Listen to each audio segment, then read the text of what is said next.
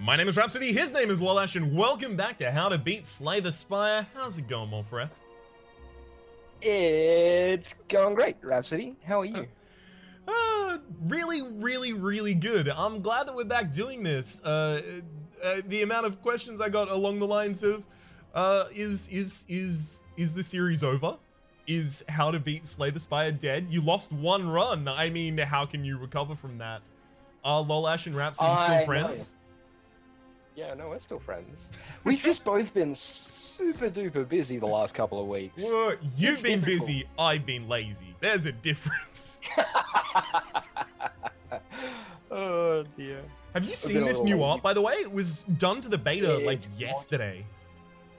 It's gorgeous. I did. I saw it when I played the daily. So good. Oh man. Yeah.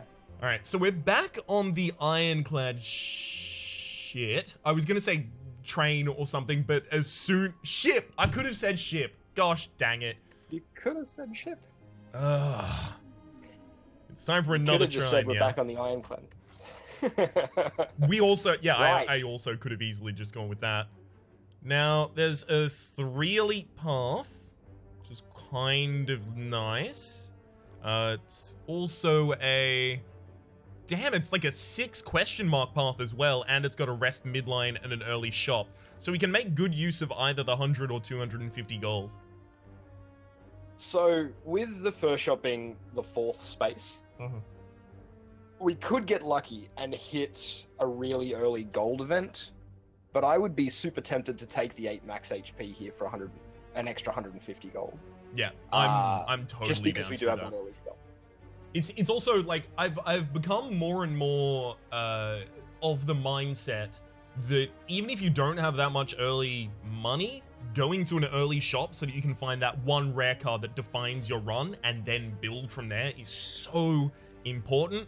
And this effectively allows us to do that, but use the Relic to define our run. Yeah, we can pick up a super early tough bandages or a super early searing blow or something that will... It's going to be a bit rough really to pick up a tough bandages because that's a silent only card. Not the tough band. You know the one that I meant, the thingy with the... Rhapsody woke me up so that we could record. It's true. And yeah, I'm just and mean. So you are. You're a big meanie, and I still love you anyway. Oh, love you too, bud. So yeah, welcome back to How to Beat Slay the Spire, where this time we promise we'll actually beat the game. That's right, because we have a long history of 100% of the last episode that we didn't win. Exactly. So I would go for an armaments here, personally. I still have a lot of respect for armaments. I've lost it. I've lost all of my respect for armaments, I gotta be honest with you. And it is entirely down to playstyle. I understand that it's gonna be way better for most people than it is for me, but the amount of times that I get to the end of the game and I draw an armaments and I'm like, I kind of wish this was like a curse, like an injury curse, just so that it would contribute to my fucking end of game score. Ah, dear. Rhapsody. Lollash. If you don't want to pick armaments, what about clothesline? Clothesline's interesting, but if I'm going to put weakness, like, Clothesline's interesting because it's one of the only ways to get weakness in the Ironclad deck, save for Champion's Belt the Relic, Red Mask the Relic, and even that's only applicable for 1 turn, the Shockwave, Intimidate, which I never pick up, and Uppercut. But Shockwave and Uppercut are so often insta-value picks that I feel like I just wait for one of those if I want to get weakness in my deck. We don't have a lot of opportunities to collect cards before our first elite fight, is what we I'm have a scared shop. of. We do. Maybe we can pick up something real good in there. Okay, alright. I think that you could pick either armaments or clothesline there and not feel bad about it. Alright, what do you want to transform, bud? If we On the first floor, probably a defend. Alright, good, because I was about to say, if we transform the strike, we're kind of ruling out the perfected strike archetype. Yeah. On the first floor, it's mostly about how much damage you can do. Limit break. A limit break, wasn't it? It is a limit break, which means that if this shop has Vajra, we already have our build. Super thin deck, cycle the limit breaks, break the strength. Heavy Blade. Yeah. That said, until we have any source of strength in our deck, it is garbage. Well, it's just like having a curse. It's true, but it's like having a curse instead of a Basic defend. Defend, yeah. Oh, don't make me do it. Why did it have to show up? I didn't want it. Are we doing that? So here's the thing. If we take Perfected Strike, we are basically opting out of the strength build, because for a strength build, you want to be playing 1 and 0 cost attacks to get the most out of the plus strength. Perfected Strike's a fun archetype. It's difficult to make work. And we already have the Limit Break, which is a much rarer card than a Perfected Strike. It's true. So part of me wants to just go all in on like a flex or two and a Heavy Blade, right? And just like super thin Heavy Blade Limit Break flex deck. Yes. With maybe a Whirlwind thrown in there for AoE control. Yeah. I'm totally on board with that. But Perfected Strike is probably the archetype that the most people ever asked me how to make work. So I don't know. I'm going to leave this call up to you, Rhapsody, so that when you make the decision, you will disappoint the people. I'm going to opt out. I call a mulligan on this one. You're not wrong. The amount of times I've been asked, can you please do a Perfected Strike build? Can you do a Perfected Strike build? It's only outweighed by, can you do a poison build for the Silent, which I've done a lot of. I don't understand how I keep getting that question. The Perfected Strike one, totally fair. I always try not to do that. If we didn't have the Limit Break, if like we didn't already have something that could define a deck archetype, and if we weren't just about to go to a shop where we can even define a better deck archetype, especially with the Limit Break, I would be much more likely to pick up the Perfected Strike.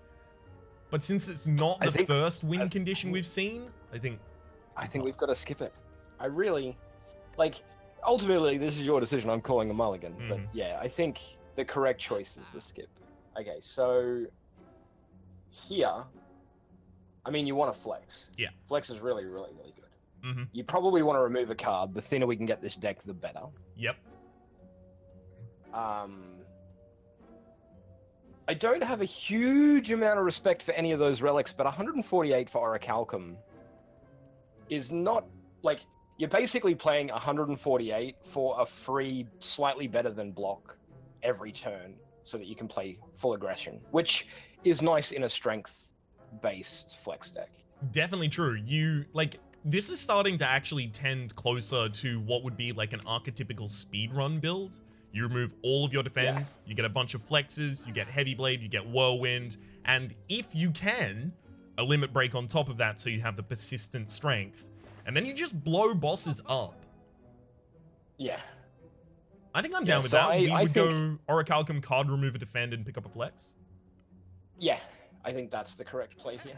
Yep, I'm totally on board. The only other thing I'd considered is if we were a bit more conservative with our cash there, we also could have considered picking up a Mercury Hourglass, because I actually really, really, really like that relic, just because if you have it before the second floor, it's super impactful in any deck that takes... Like, if you take 5 turns to kill your enemies, because it's always active, unlike a power that you have to play like Combust or something like that, you're dealing 15 damage to all of your enemies. They may as well come to you 15 HP lower, which is super significant.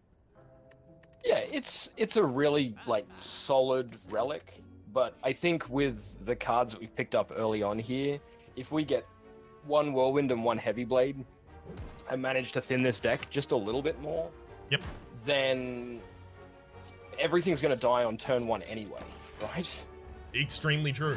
So we're going to be looking out for, with this kind of a build, we're going to be looking out for things like Paper Frog, which upgrades the amount of damage that you do extra when your enemy is vulnerable from 50% extra to 75% extra. Also things like the Bag of Marbles, so that we already have vulnerability applied as we go into the start of the fight. And of course, my G, Whirlwind. And since this deck has to be super thin, I don't think we even take any of these. Yeah, Immolate is such a great card for helping control some of the fights, but it's some of the fights. I think we're better off building a consistent deck. So I was actually having a discussion like that recently in a comment section where I was talking about a Clash deck and why I didn't take Immolate, even though putting Burns and Dazed into my deck was actually screwing my Clash deck. And that's because I would have to draw Immolate, the thing that's fucking up my deck, and my Clash at the same time, and not only is that really, really unlikely, but also I have to have only one of the things that is actually preventing me. It's helpful, but it's not as helpful as it would need to be to balance out the situations in which it isn't actually helping me at all. Yeah, if you really want to run a Clash deck, you're looking for Medkit and Blue Candle, right? Those are the Relic enablers for a Clash deck. So this is Flex Bash Strike. Is it? I mean, we do have the kind of possibility with the Energy Relic and a good draw next turn to not take any damage in this fight because we've got Orichalcum already blocking the 6. Oh, I see what you say. I see what you're saying. Okay, all right. Yeah, I think you can dodge a flex here and try and get the perfect for the score. It's highly unlikely that we dodge all of... Well, maybe. All right, hang on. So this goes to 10 with the flex and then 15 with the vulnerability, right? And we've got enough energy with the energy potion to play everything. This goes to 8, 12. So 12, 12, 12 is 36, and 15 is 50 fucking 51! Yeah, it is. That's a perfect. This is literally exactly the draw that we needed. Hell yeah! And Prayer Wheel. Thanks. Yeah. Nice shot. At the very least, if you're going to get Prayer Wheel, you want it this early. And we've got a bunch of question mark spaces ahead of us, so we might get some extra cards. It's not going to be great, ever, at all. But it'll be there. It exists.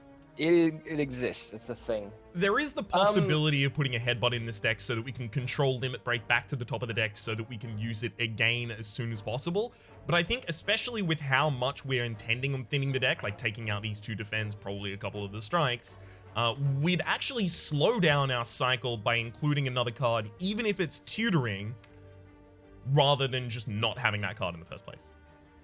Yeah, I think the ideal situation for this deck is to be sub 10 cards with like an offering.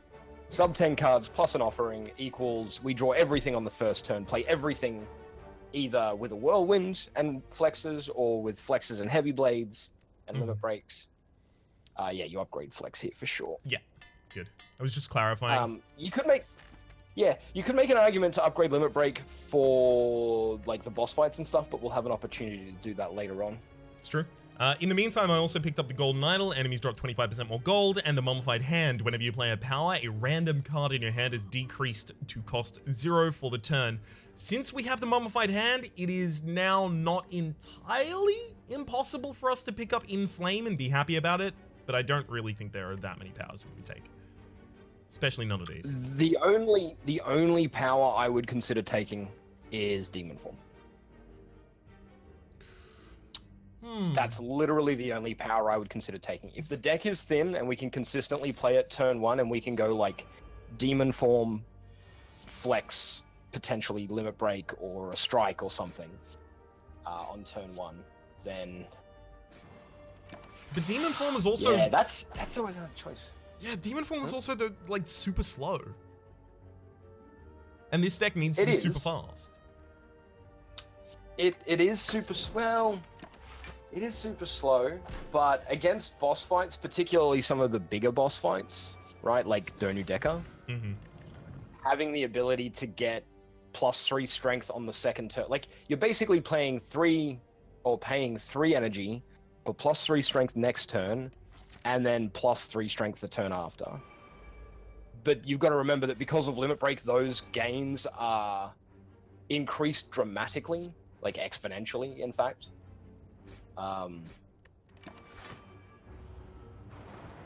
So yeah, I think you can probably make an argument for Demon Form for boss fighting. I think most of the time when you draw it, you don't play it, but I think you can definitely make an argument for this is gross. I would pop a strength pot here. Would you? I mean, it doesn't kill a sentry by itself. Like, we would strength pot, then limit break, kill this sentry, start working on the back one. I mean, we're not losing that much HP, and our final boss on this... our final boss is Hexaghost. I think we actually need to save the strength pot for the Hexaghost. Because we've got a thin deck, so the Hexaghost is just going to fill our deck with burns, and we're going to draw them super regularly. Yep, good call. Alright, strike, and then... Defend is actually worse than not playing Defend because of Orichalcum, so I think we actually just play Limit Break, get it out of our deck. Yeah, we don't... Well, see, next turn we could draw Flex Limit Break, which would bring us up to 8 strength. We could. We're going to have 14 cards in our discard pile, though, because of the Dazed. True. It's not super likely, but it's also not unlikely. Alright, let's go for it. I'm willing to take that gamble. So it's probably going to take us like 3 turns to kill anything here. So we should start targeting the frontliner, because then in 3 turns time, when the frontliner is attacking again, we'll be able to kill it before it gets its hit through. Yes. Unless... I'm going to move my mouse otherwise. Whoa! The screen dies. You were 100% correct, by the way. We happen to get the Flex and the Limit Break in the same hand. Well done. Yeah, it's not, like... It's not super likely, but it's also not super unlikely, right? It's true. And so... The upside of having 1 less card, or 1 fewer cards in our deck, is outweighed by the possible upside. Of a permanent 4 strength game, yeah, I agree. Blood Vial at the start of each combat heal 2 HP. So between the Burning Blood and the Blood Vial, we've got 8 HP every single battle. If we also get Magic Flower, we can take that up to 12. Which would be lovely. Which is good, because we're playing a very aggressive deck. Now... You want to take the Cleave because we might not get a Whirlwind, right? I don't want to take the Cleave, Rhapsody. I don't want to take the Cleave. Nor do I, but you think we have to. But you could make an argument that it's the correct choice, because having a source of AoE in your deck is very important. There are a lot of like little wimpy, like if we jump into this next fight and it's the 5 slime fight, and we don't have a Cleave, I'm gonna be super sad. This is a 50-50 toss-up though, because we don't want Cleave in our deck. We want Whirlwind in our deck. Yeah. But having Cleave means that we have... But we really want a super thin deck. Yeah. Yeah. I don't know what you do here. I think... I'm skipping. I would probably skip because I like gambling, and we're going to find a Whirlwind. Again, we don't play the defense there because not playing the defense actually gives us more defense than playing the defense. Gotta always keep that in mind when you have Orichalcum. Am I going to get more defense by just not defending? Speaking of which, we should really be keeping an eye out for plated armor as well. Entirely true. Entirely true.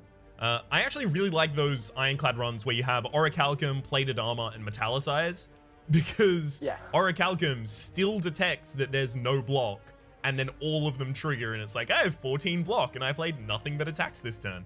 But then again, if you want to play nothing but attacks and still have 14 block, Rage is the shit right now. It is so good! What? Sorry? Hang on. I haven't played for a while. What? Oh, okay. Rage is now 0 cost. I said, was it the last episode we did on the Ironclad where I was like, if they made Rage 0 cost, it would probably be OP? Yep. I'm sure I said that. Yeah, you did. I remember you saying it as well. Yeah, God. I think we take none of these and we upgrade, we duck into the rest rather than going to the question mark so that we can upgrade the limit break.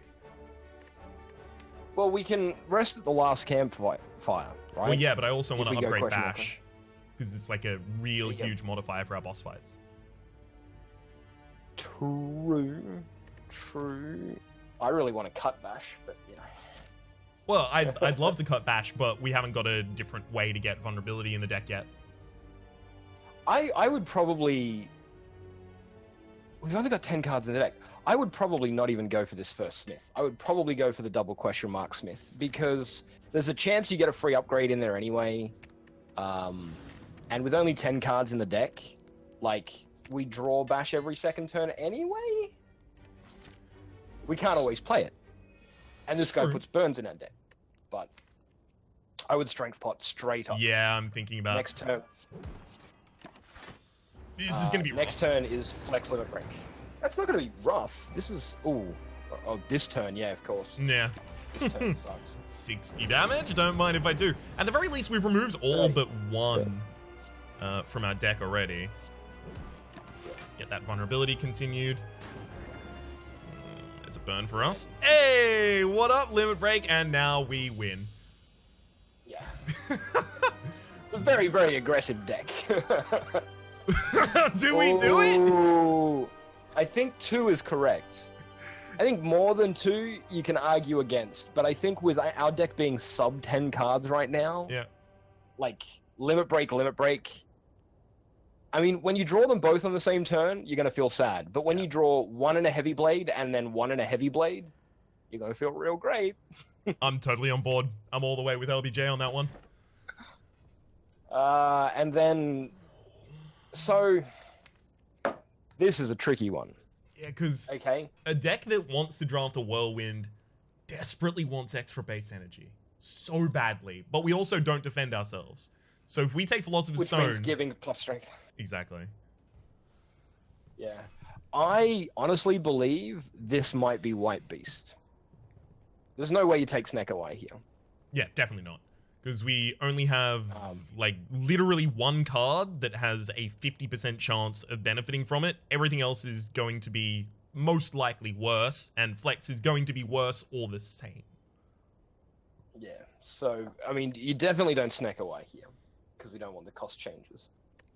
Philo Stone is very dangerous. It's true. With a 1 defend card deck. And I think it's too dangerous for this deck. I think the consistency of having potions for doing that extra little bit of damage, or that extra bit of healing, or applying that weakness, or artifacting away a flex, strength removal, that kind of thing. Mm-hmm. I think this is White Beast. Okay, so you brought up a really good point, which is the worst potion that the White Beast can give us, which is typically artifacting. Although for this deck would actually be Dex potion. Yes. Is actually super beneficial to us. It would prevent the removal of strength from Flex, because technically at the end of your turn, lose 4 strength is a debuff that triggers at the end of your turn. So if you flex, then drink an artifacting potion, or have an artifacting potion, then flex, doesn't really matter what order you do it in. If you have that artifacting before you lose the strength, you will keep that strength. That said, I don't think it's that difficult for us to come by strength right now. So my main concern here is if we're running a super thin deck, when we get to campfires, we're probably just going to rest anyway. Like, what are we going to upgrade past the other limit break at this point? So I think that the Heavy Blade, when we find it, the Whirlwind, we find it. True. And like, I think because the deck is going to be super thin, that those upgrade opportunities suddenly become rest opportunities. And between the Blood Vial and the Burning Blood, I think we'll actually be able to live through a Philostone. Now, the easy argument against this is, okay, but birds. There's birds on the next floor. I was just about to say, you can pick the Philostone, but when the birds do 75 damage to you in 2 turns on the next floor and you don't manage to kill them, I'm gonna laugh at you. So, all right, you know. That's okay. I'm fine with being laughed at. I'm used to it.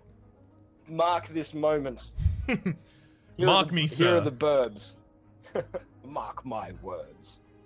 Ooh, alright, there's a couple good paths here. A bunch of question marks would actually be really handy because the events on this floor are really cool. Also, we have Blood Vials, so we could trade that off to get the bites in our deck. Yeah, vamping it would be super sweet. 1, 2, 3. We could even dodge an early elite to get an extra question mark and an extra, well, not an extra rest, but this gives us an early shot, gives us 5 question marks, then a rest and or rather a choice of whether or not we want to go for another elite in the later. Other than that, we've got this path here, which is basically just the same, but worse. Yeah, so I'm going up the right-hand path through the question marks here. I don't know whether I skipped that first elite. I think we have to... Judge at the time, yeah. Judge at the time what we're going to do there. This is unfortunately an extremely slow opener to have both of these limit breaks. Yeah, I would probably cull One? the one exhaust one. Yeah. Just get rid of it. Good. Totally on board with that. This is not a deck where we need 2 limit breaks. We only need the 1. One.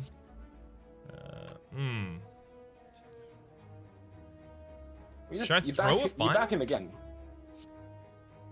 Yeah, you're right. 15. It's still going to take the same amount of turns, basically, to kill the other looter. Yeah.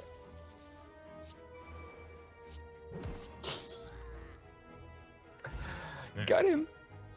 Second flex. Yeah. 2 copies of each card, I think, is what you want to aim for. Ooh, Necronomicon, please. Please? Necronomicon and Whirlwind would just win this all instantly. Well, you want a heavy blade as well. It's the Enchiridion. At the start of each combat, add a random power card to your hand. It costs 0 until the end of turn. That could be really good because there are a lot of ones that would super synergize with the Ironclad and specifically the build we're trying to do. I'm talking to you in Flame, Demon Form, full stop. Well, don't full stop there. Metallicize plus Orichalcum is a lot of strong work there. So I've started to get to the point that 100.